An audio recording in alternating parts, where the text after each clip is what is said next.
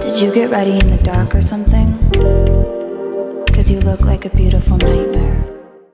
Hello, my lovely Sagittarius risings. Welcome to my channel. This is your July 2021 Astro Tarot update, okay? So if you guys have been watching this already from last month, you know how it goes. Make sure that you are a Sagittarius rising, because what I do is I pull up the astrology based on your rising sign, and we look at the astrological transits that are in effect for July. So this is going to be from July 1st to July 31st. I have my Astro Soul astrology deck. I love this deck so much. And we're going to see what exact astrological energies we need to take a look at for you for July. And then we're going to get into tarot. So I'm only using two decks this time, the Astro Soul Oracle and Tarot of the Divine. Beautiful deck. I hope you like my setup, okay? I know I mentioned that things were going to kind of change as far as my background goes, and this is like the perfect location for me for now. For now, it's the perfect location. It can always change just because, you know, I don't know. That's me, I guess. I like to do things differently sometimes. But I have my air conditioner right behind me, which is really nice. I'm not as hot today as I was yesterday. Yesterday, it was really, really, really hot. But it's probably also because I was cleaning my apartment and doing a lot of stuff. But yeah, this is just one little corner of my living room. My roommate brought this beautiful circle table, wooden coffee table, which is huge and gorgeous and like perfect for doing these readings. You have my bicycle behind me with my basket and all my little crafty, you know, supplies in the background as well, where I keep all my tools and home improvement type of things, okay? So anyway, yeah, so this is going to be based on your rising sign. My mid-month readings is going to be sun, moon, or rising. The decks are already pre-shuffled. So I'm just going to shuffle them just to see, like, on camera, again, just to see, like, what energies we need to take a look at. Happy Cancer season. We are officially in Cancer season. Cancer is ruled by the moon. So this is very much about, like, really kind of, like, understanding your emotions on the day-to-day, okay? Like, the moon changes its phases every day. It changes the zodiac. It changes the sign that it's in constantly. It is the fastest-moving astrological body, and it is the only astrological body that rotates around us, that rotates around the Earth. In Eastern Vedic astrology, the moon is more important than the sun. So, yeah, Cancer season can definitely be about, like, really kind of getting in touch with your mood swings and your day-to-day moods and how it is you really feel. And just, like, being kind of, like, true and open with what's in your heart and expressing it. Cancer season is also very much about home life, family, you know.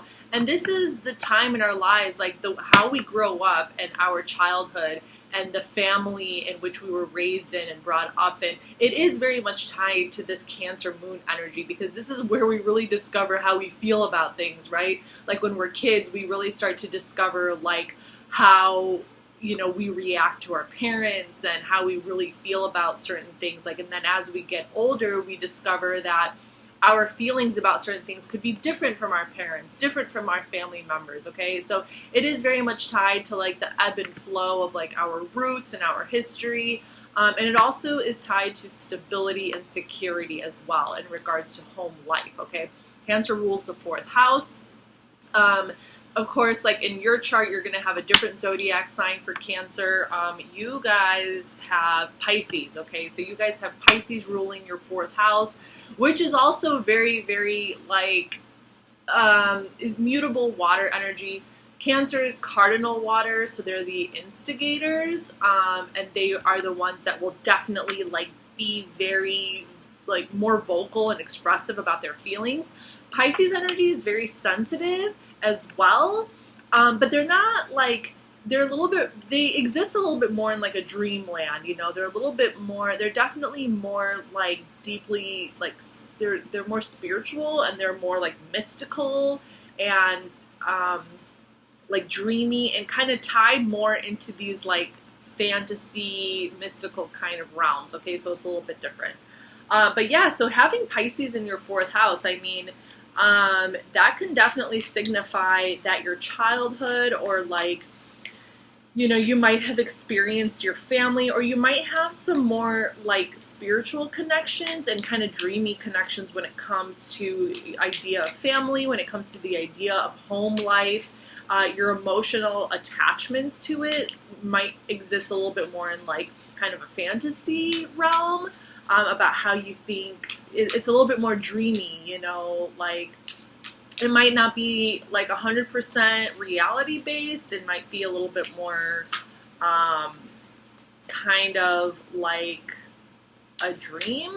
I don't know. I know that sounds kind of vague and broad, but you know what? Let's just shuffle these cards and see exactly what it is that we need to be addressing for July 2021 for you, Sagittarius. Okay, so what are the energies that Sagittarius needs to be aware of for July 2021?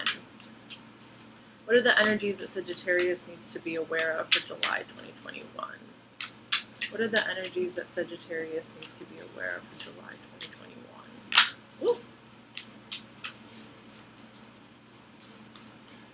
These decks have a mind of their own. Alright, let's give this tarot deck a shuffle. What are the energies Sagittarius needs to be aware of for July 2021? What are the energies Sagittarius needs to be aware of for July 2021? What are the energies Sagittarius needs to be aware of for July 2021? What are the energies Sagittarius needs to be aware of for July 2021?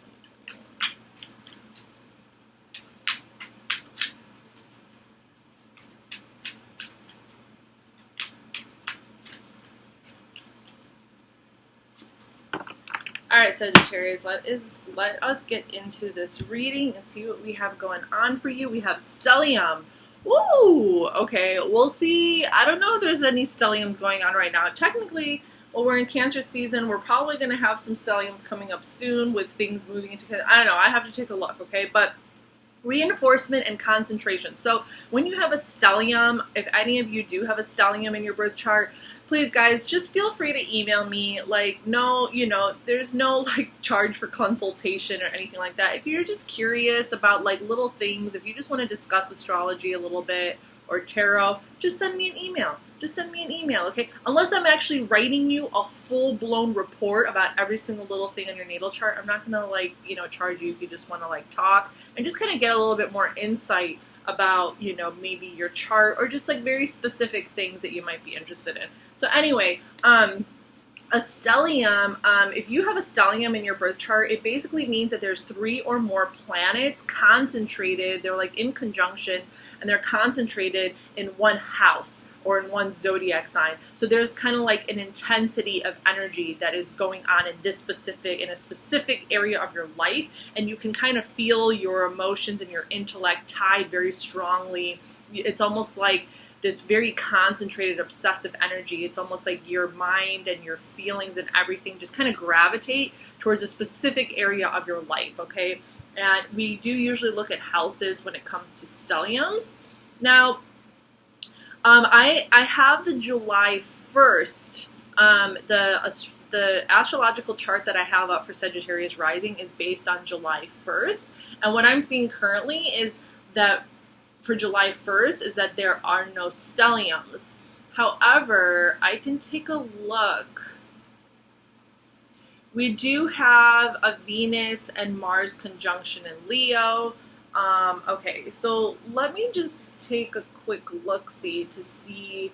Okay, so there's going to be a moon in Cancer. Okay, so typically a stellium, if we're thinking about stelliums in regards to the current astrology, it's most likely, not always, the stellium is going to occur in the sign that we are in the season that we are, the zodiac season that we are in. So we are currently in Cancer season. So the chances of coming across a Cancer stellium is very high. And you have Cancer in your 8th house, okay? So currently the sun is in Cancer, okay? On July 9th, there's going to be a new moon in Cancer. And then July 11th, Mercury is going to enter Cancer, okay? So right around that time, Let me see here real quick. Mercury. And currently Venus. Oh, what? No, Venus is in Leo. Okay, so Sun, Moon, Mercury. Okay, so the concentration of energy around the beginning of July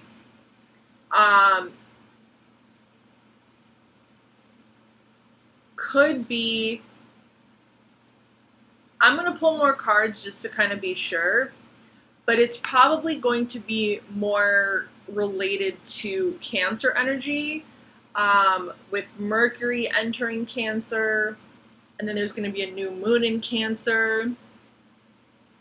And let me just look at one more thing. Sun enters Leo. Okay, so we are going to have a stellium towards the end of July as well. Okay, so 8th house, 9th house. Okay, sorry, I really wanted to see if we were actually going to have a full-blown stellium and where it was going to be.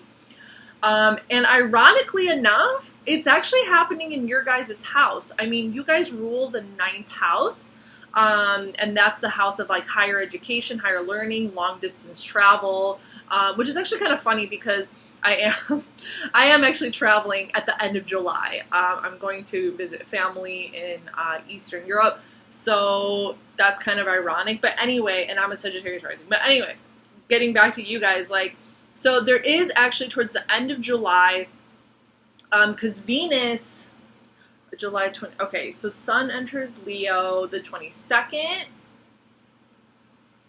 Mars is still going to be in Leo on the 22nd, and around July 27th, Mercury is entering Leo. Okay, so towards around July 27th, Mercury is entering Leo. The Sun is going to be in Leo, and Mars is going to be in Leo, okay, for a couple of days before it moves into Virgo. Okay, so around July, so there's going to be a stellium of Mars, Mercury, and the Sun in Leo in your 9th house. So there's going to be a really intense concentration of energy. So if you are traveling, if there is something like going on like towards the end of July for you, it's going to be like this super just like passionate, and like the energy is going to be kind of fast, okay? The energy is going to move really, really, like basically time is going to kind of speed up towards the end of July, okay? No matter what you have going on. You could have something planned for August. Like, you might not even have something planned right away, but something around planning for a trip, or like your philosophy, or just like your belief structure, or if you're like starting school in the fall, like there's going to be this like really intense kind of feeling towards the end of the month, where things are going to feel like it's very, very concentrated, like your head is like stuck in just one particular area,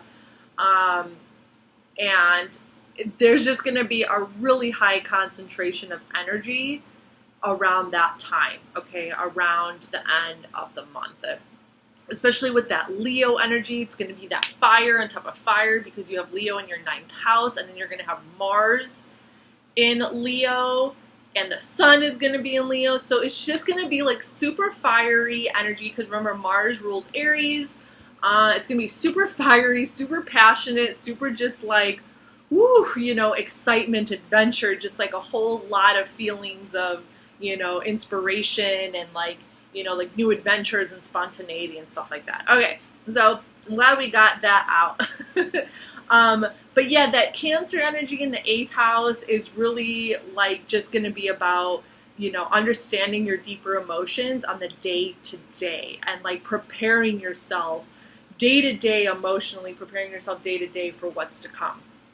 Okay, so the next card we have is retrograde. Retrograde is all about retracing your steps, going back, making sure that, so there could be a lot of like, kind of like going back and like looking at the plan, or looking at, you know, And if you are dealing with like other situations in your life that's not related to this this energy of adventure and some kind of idea you got going on towards the end of the month, this retrograde energy is just going to be like going over things, going over a plan, going over, you know, like your life, like different things, your finances, maybe like needing to constantly reflect on perhaps like some relationships that you're in. Okay, so this can be in regards to lots of different things. We have Cancer season is just like this whirlpool of retrograde. There are so many planets in retrograde for Cancer season. We have Pluto, we have Neptune, we have Jupiter, and Jupiter is moving back into Aquarius.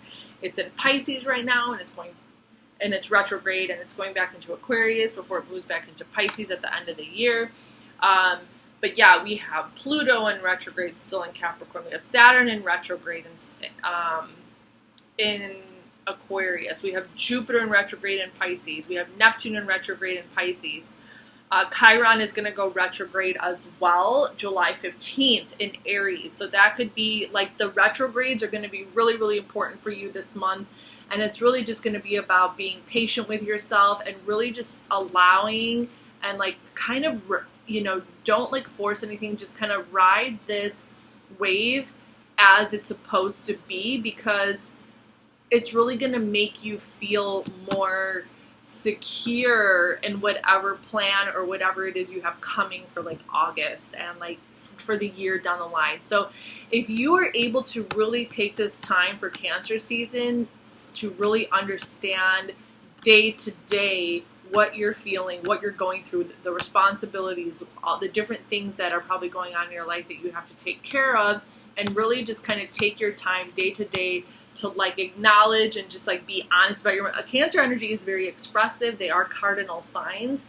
So they say exactly, they don't keep things in necessarily. Like they do say how they feel. And, you know, I think it's just going to be really important for you to like get through some of the like intensity or some of the, you know, the build up. Okay. Because there is this feeling of energy building up. Okay. For something.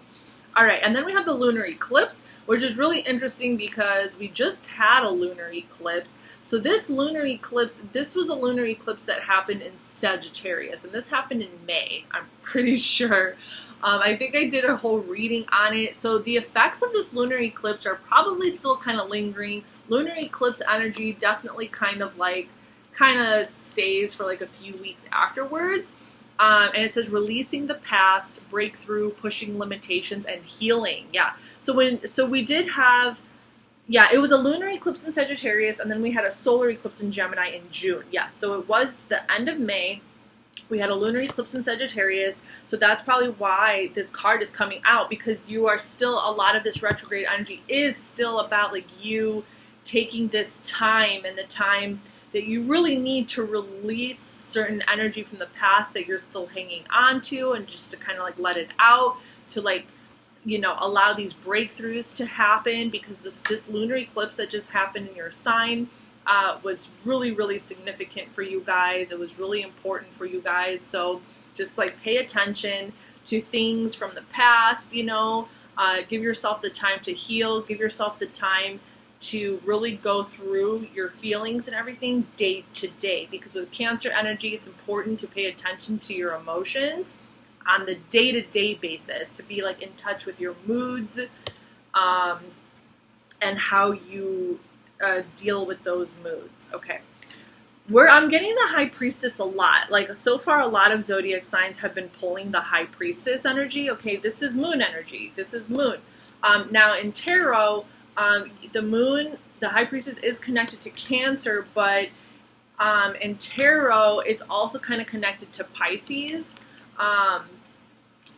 So it's like, you know, it's the universe really wants to help you utilize your intuition to the fullest. Okay, this is you like really just kind of like learning about yourself through and through, and using that inner wisdom that you carry, using your inner like instincts and strength and intuition, and like and your just like gut impulses to navigate this Cancer realm that's kind of coming up, this like Cancer moon realm. Okay, so it's kind of, the universe is like, hey babe, I'm here for you. Okay, I know the moon can be moody. I know the moon can be a little bit of like, you know, feeling this and feeling that and all over the place, but she's just kind of like, I got you, babe. I'm going to help you. I'm going to guide you through this. So you definitely have like spiritual guidance going on here from the moon goddess herself. Okay, from the moon goddess herself. The high priestess is the moon goddess. Okay, so she's here to guide you. She's here to help you. So, you know, I mean, what more can you ask for, right? And then we have the Emperor. Oh, second major arcana, Aries energy. Damn. Aries energy. So you could have an Aries in your life. This could definitely be, you know, when we're pulling major arcanas, it's very much about spiritual guidance. And it could be like when we pull like court cards, like knights and kings and queens, like it does represent a person. With major arcanas, it can represent a person, but they take on more of like a spiritual guide energy. It's not necessarily like someone that's just in your day-to-day. It's a different kind of energy. It's a person. It could be a person in your life that is just taking on a very, you know, archetypal spiritual kind of essence about them that allows guidance to happen, like spiritual guidance. So the Emperor, ruled by Aries, ruled by Mars, very, very, very like, like all powerful, you know, likes order. He's all about the divine order. Okay, he's all about the divine order. He's all about he wants to bring balance. He wants to bring structure. He wants to bring discipline. So, you know, this could represent a father figure. This could represent someone else that's in your life that kind of brings that kind of discipline into your life. And this can either be helpful to you or it can feel a little like controlling. Okay, so you just kind of have to like figure out with this high priestess how you kind of want to navigate this energy that's coming in of like maybe trying to, you know, instill a little bit of discipline or just kind of like be a little controlling or kind of tell you how to do things and things like that. Like they mean well, you know, but it might not be exactly what you have in mind. So you're really going to have to use your intuition on this. And that's why I'm saying it's going to be super important to really kind of get in touch with these day-to-day moods and feelings of yours through Cancer season, because you're going to be the only person who's going to understand your own soul and your own depths of what you're feeling through and through. Okay, no one is really going to understand it as well as you. So it's going to be really important to just kind of be honest with yourself and to just kind of, you know, use your intuition and your instincts to navigate and to deal with these different energies in the best way possible. For the next card, we have the Page of Cups. I personally love the Page of Cups. I know some tarot readers are like, pages. I mean, pages are just very like childlike, very innocent, very curious, open to learning new things. They are the purest earthly manifestations of the divine. So what happens is the divine will hand the page the purest essence of that energy, which in this case is water energy, Page of Cups. So this is Pisces, Cancer, Scorpio energy. So like love and emotions, and it's like learning. So this is really going to be like, you're going to be discovering new things about your own emotions. You're going to be discovering new things about how it is you truly feel. Okay. And as long as you have an open heart and an open, like, and your soul is just like, you know, I'm really kind of getting a sense of like you kind of opening your heart and opening your soul and being open to learning and experiencing new things and new feelings and allowing yourself to be honest in the process of this like dreamy kind of curiosity. Like I do kind of see this feeling as, you know, you kind of entering this more dreamy world of emotions and experiencing life through your emotions, and learning kind of like, you know, all over again about how it is you really feel about things. The Lovers, oh my God, yeah. So I was kind of like, ooh, I wonder if this is going to include another person. Like, do we have a lover, like, kind of coming in here? So you could be reconciling with someone. You could be, so I don't know, but this is just somebody that you have, like, a special kind of connection with, okay? The Lovers, like, this is Gemini energy, and you have a special kind of connection with somebody. And this energy is just going to, you know, like, I think that as you discover your feelings and as you become more and more honest and open with your feelings and how does you truly feel, you're going to find yourself reconnecting with someone, and maybe like enjoying a passionate night or something like that, okay? And you do have Gemini in your 7th house. 7th house is house of relationships and partnerships, and we've got the Gemini card coming out, the Lovers, okay? So I don't know. I mean, this could be a new beginning in love. This could be a new beginning in relationships, and, you know, just kind of like being open to new experiences and being open to this love, okay? So I definitely see a possibility of, you know, with the Page of Cups right over here, you becoming like open to love and this idea of, you know, intimacy with somebody. Queen of Wands, more Aries energy. My goodness. Okay, Queen of Wands, Aries energy. Okay, so I kind of getting this as like you. I'm kind of getting this more as you rather than somebody else. So you do have, excuse me, you do have Aries in your 5th house, which is the house of Leo. This is the house of like childlike wonder and romance and children and creativity and playfulness and just like having fun. So it seems like you really like, and there could be an Aries in your life, or perhaps somebody who's like an Aries rising, okay? And maybe they want to take you on a little adventure. Maybe they want to have some fun with you. But either way, like, you're just like, you just want to go on adventures. You want to have fun. Like, I'm definitely feeling this like so strongly. It's like this very charismatic, you know, just like willing to just like go on a new adventure and have some fun. And, you know, you're just like ready. You're just ready. And this could be also in regards to whatever is going on towards the end of July as well. If you do have a plan to go somewhere, if you are planning on traveling somewhere, I also kind of see this as like maybe this romance, like love affair or whatever it is, relationship comes into your life, and it really just kind of reinvigorates you. It really like inspires you, and you become like so excited to go on this like adventure and, you know, do this other thing.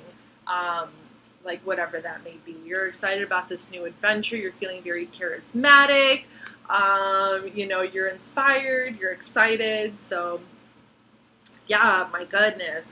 For the next card, we have 4 of Coins. This is the Sun in Capricorn. Okay, so there's a little bit of like, okay, like needing to be careful about how you spend your money, needing to be more conscientious about, you know, your money. Okay, so that is definitely coming up as well. And you do have Capricorn in your 2nd house of personal values, possessions, and finances, okay? So this is really going to be about, like, really coming back down, like, yeah, like, you want to be excited about new adventures, but you also need to be, like, responsible. So really kind of taking a look at what you have, your finances, what you need, like, and just kind of, like, establishing ground rules and boundaries for yourself, okay? This is really going to be about establishing boundaries for yourself, so that you can be more grounded and practical in this new adventure. For the final card, we have the Page of Swords, more page energy, okay? Aquarius, Gemini, Libra, more student energy, awesome. So this is like being open to information, okay? Like, this is like you becoming kind of like a mental sponge again for new education, for new information, for things that are going to open your mind, okay? You're going to become curious about things, and it could have a lot to do with this new adventure, in reference to like have an open mind when you go on this new adventure. Allow your mind to open up to new ways of thinking, to new ways of perceiving things. Like, allow yourself to learn about other people and about new information, and you know, just like kind of like become like a sponge, you know, for this new endeavor that you're on. It's going to be really important to kind of become like, you know, even with wisdom, like we could be like wise beyond our years through our experiences, but that doesn't mean that we know all about other people's experiences. It's always good to be humble in our wisdom, right? And in our experiences, and like be ready when we do go on a new adventure, be ready to learn and to be open to understanding other people and other perspectives and other like ways of thinking, okay? So Sagittarius rising, this is your reading for July 2021. I hope you liked it. Please like this video. Please subscribe if you haven't already. And I'll see you guys next time. Bye.